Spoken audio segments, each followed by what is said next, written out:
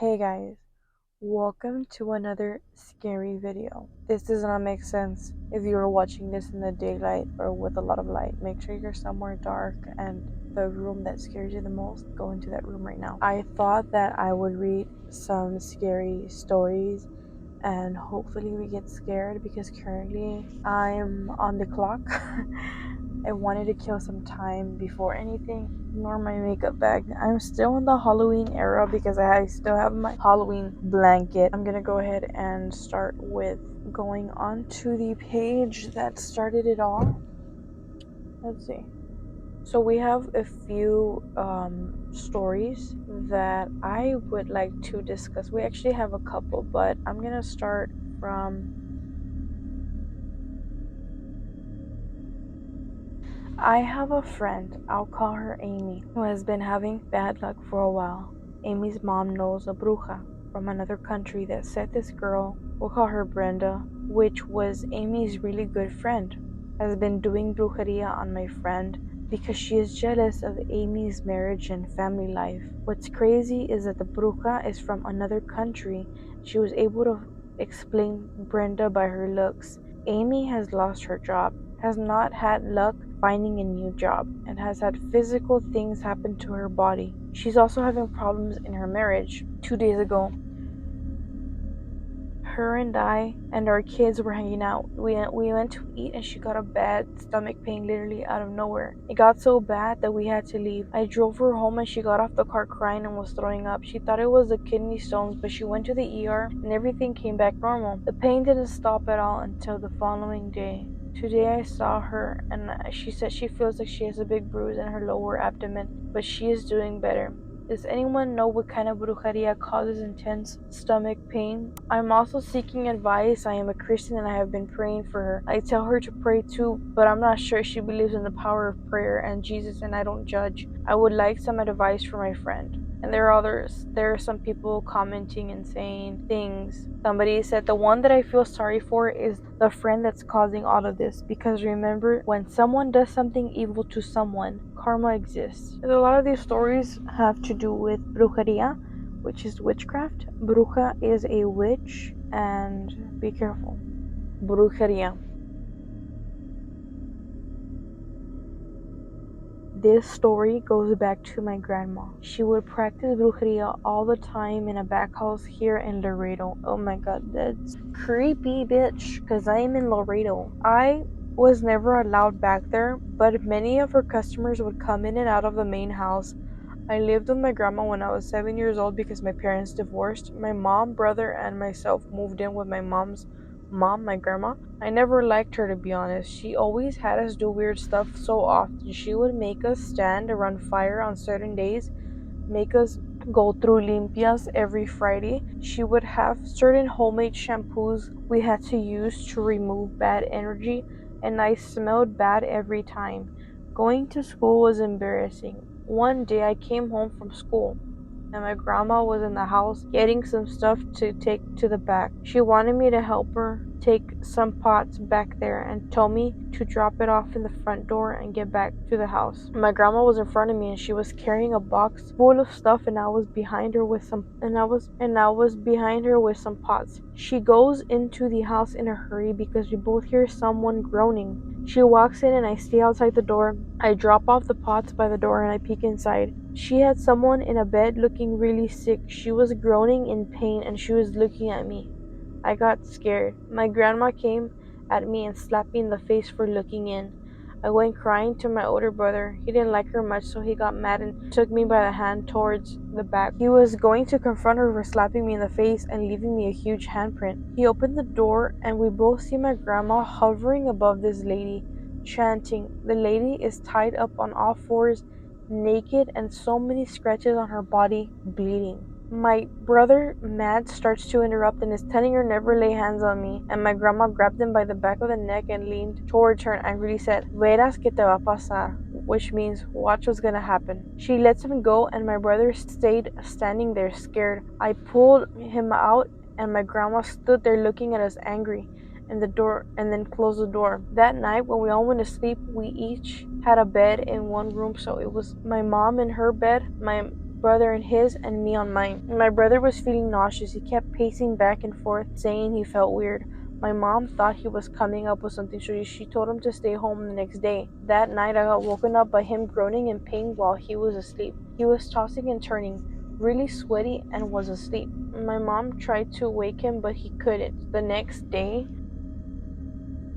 morning, I got up to go to school. I took one good look at him, and he had scratches on his face. I wake up my mom, and she starts looking all over him under his shirt, and he was all scratched up, the exact same way we saw that lady in the back house. My mom jumps and calls to her mom to look. Obviously, my mom blaming her mom. This was happening because of the witchcraft she does. My grandma standing by the door just says, "Eso le pasa por andar de muy chingón." My mom looks at her and questions why she said that. Mind you, my brother was 14 at the time. I explained everything to my mom. My mom got my brother up from bed and took him somewhere in Laredo while I was in school. My mom told me she would pick me up instead of me walking home. She did. When I got in the car, my brother was asleep in the back and all of our stuff too. We never went back to my grandma's house. My mom promised us we would never see her again. Days later, my brother was back as if nothing. He was a little sick after returning from Nola, but my mom was with him all night. We ended up living with my dad's sister for a while, as long as we were away from my grandma. Till this day, we talk about this story. We always thought my grandma was taking out something evil from that customer, and threw it onto my brother. What the fuck? Like, if that was my grandma, I would have beat the shit out of her. Like, first of all, don't slap me like that, because I'm just trying to ask questions. Obviously, like, as a kid being curious, like, I get so yawny when I read, and I keep hearing shit. Bro, I thought that tree was a lady in a dress. This is from Rosa called the dog. So I used to live at the base in central Laredo. My family and I lived there back in 1997 through 2009. There has been many rumors that those houses were haunted due to it being a military base home. There has been a few fatal tragedies that happened there that led to believe some houses were haunted. This was my first and only encounter in that house. My kids and husband were already in bed, and I had the habit of cleaning at night, so it was around 11 p.m. I was done putting everything away. The only thing I needed to do was throw out the trash. I had a door in my kitchen that led to a porch in the front where I had my trash can at. I went out, and in the corner of my eye, I see someone standing in the corner of the trash bin. I freaked out thinking it was someone who escaped the MHMR, the mental building across the street. I backed up really slowly into my house and closed the door. I looked out the window to see this black shadow that looked like a person move out slowly. To my surprise, it was a 5-foot dog standing on its hind legs, walking like a person just slowly, sniffing around my house. Dog looked skinless with a few patches of hair, grayish skin. Snout was longer than usual. I saw this creature walk out and go towards the back of the house. I prayed and left my house into a dark yard. The next day I told my neighbors what I saw. Since they have been here longer than me, I asked if they have encountered anything like this. They all shared in seeing this dog, but just on its 4 legs in the street in the middle of the night. That when they saw it, it felt evil. They knew it wasn't a regular dog. Till this day, that had only been my scariest encounter. I've never experienced anything but this. What the fuck? To me, that sounds like a skinwalker. Like, honestly, that sounds like a skinwalker. This one is a picture with a description. They said, Daisy writes, this photo was taken by my mom at a family member's home. There was nothing in the room that could cause a reflection on the window to the inside, and the outside of that window, it was a very rural countryside, no traffic and no street lights.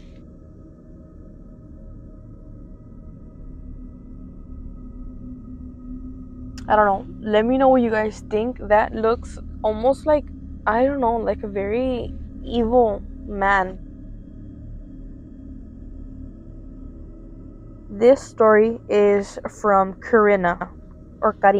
Hi, I'm an RN and have been one for 41 years. I've traveled to many states with different agencies. I've had many experiences with the paranormal, and here's one that sticks the most because I experienced it as well. I treated patients during a fungal meningitis outbreak not so long ago. Our floor had a census of 20. During that, at least 15 were meningitis patients, age ranging from 20s to late 90s. There were no shared rooms due to the outbreak, and all the patients were in isolation, which meant no contact with one another. No family was allowed to visit at all, which was so weird and creepy. What was so weird and creepy was that all of them had the same, what it seemed to be hallucinations.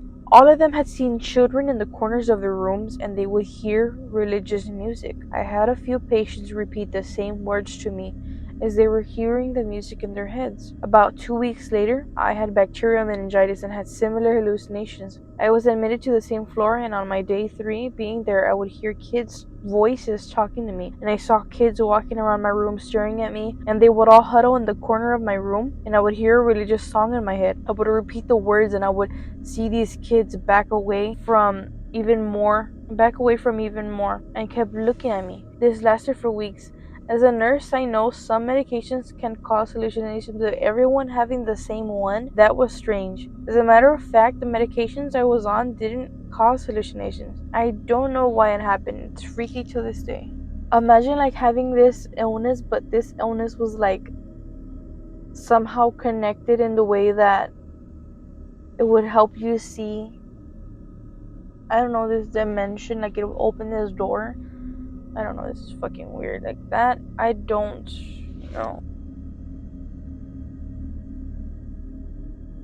Anonymous. I work in a skilled nursing unit. Every fucking time, like, I swear, the fucking nurses have the best fucking stories, guys. This is from an anonymous person. I work in a skilled nursing unit, and a few years ago, I experienced something weird and beautiful that I'd like to share. I was in my patient's room helping her eat her lunch and having such a good conversation with my patient when all of a sudden, she looked over my shoulder, extended her hand, and smiled. I asked her what she was doing, and she said, "I have to go, mija." I asked her where, and she just looked at me with such a beautiful smile and made a stop hand gesture to stop feeding her. Bitch, I'm getting scared. I don't know why that's creepy. Like the patients with like being on the hospital bed. I don't know. Like I don't know what it is about it. It just scares me. Like she was putting her hand, like saying like, "Stop feeding me. Like I have to go." I asked her where. She just looked at me with such a beautiful smile and made a stop hand gesture to stop feeding her. I set the tray and table to the side, and she politely asked me to leave her room because she wanted to leave with Gerardo. I didn't think much of it. I stepped out to go help the patient next door. About 20 minutes passed. I heard some commotion outside the hall. I opened the door and I find out my patient passed away. I was in disbelief. Family was called and they arrived in 15 minutes. I was giving them my condolences and was talking to one of her daughters about what had happened. It turned out Gerardo was her ex-husband who had passed away 3 years ago. She was so happy to see him. The daughter felt a good relief after I told her the story. She was happy that her father came to pick her mother to be together forever at last. It's super sad and scary at the same time because I don't know, like it's just so scary, like how these things happen, how she knew, like how can you just know you're gonna die? This one is a picture with a description. It says, "I took this picture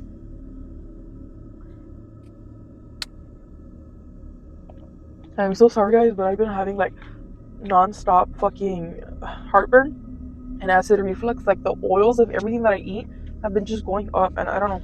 This is a picture. It says, "I took this picture about 8 years ago. My daughter and her friend wanted to go to the cemetery at midnight, so I took them and I thought it would be neat to take random pics as they walked around. Later that night, I went back and looked through the pics. There was no one else there with us. It was just me and two 13-year-olds. This creeped me out. My husband enhanced the picture, zoom in on the face. It looked, bro, that looks like a fucking skeleton face. That almost looks like the Grim Reaper."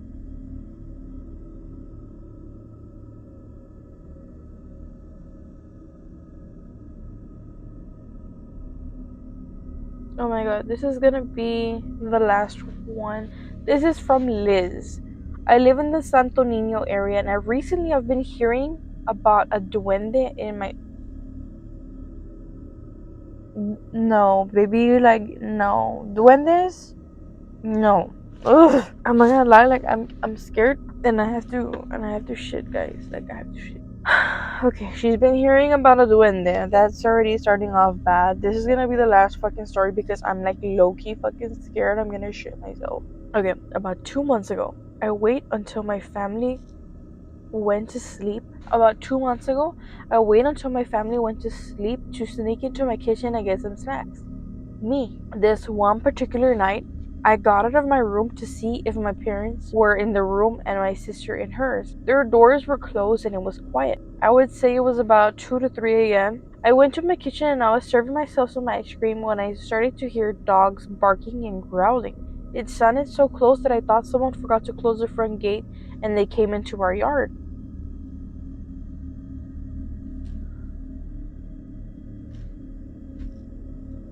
I look down the dining room window and I see the stray dogs in a circle and a small person-like creature in the middle. Oh my god. It looked like a doll from my view. Only thing kept me from seeing it was a light post across the street. The dogs kept barking at it and I was just standing there moving side to side, wanting to run from the dogs.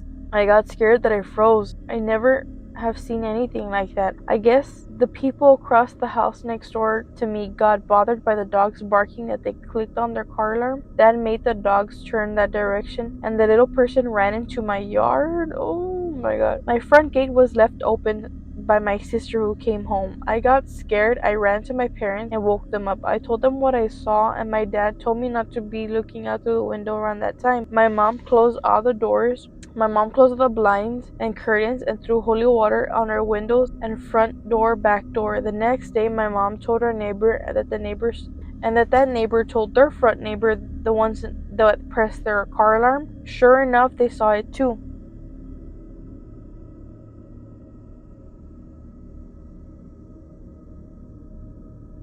They describe it the same way I saw it. Looked like a doll, especially the way it moved around and ran. It had little legs and about 1 foot tall with rags as clothes. I couldn't quite make out the face, but it looked scary. An older lady who lives a few houses down was told about this, and she claims she has seen it around for years, especially around 4 a.m. when she wakes up. She's seen it running into someone's yard and dogs follow it all the time. This made so much sense on how these dogs always bark almost every night around 3 a.m. Bitch. Bitch. Oh, hell no. Hell no. If they're about 1 foot tall, like maybe that's why I hear dogs barking all the time. Randomly.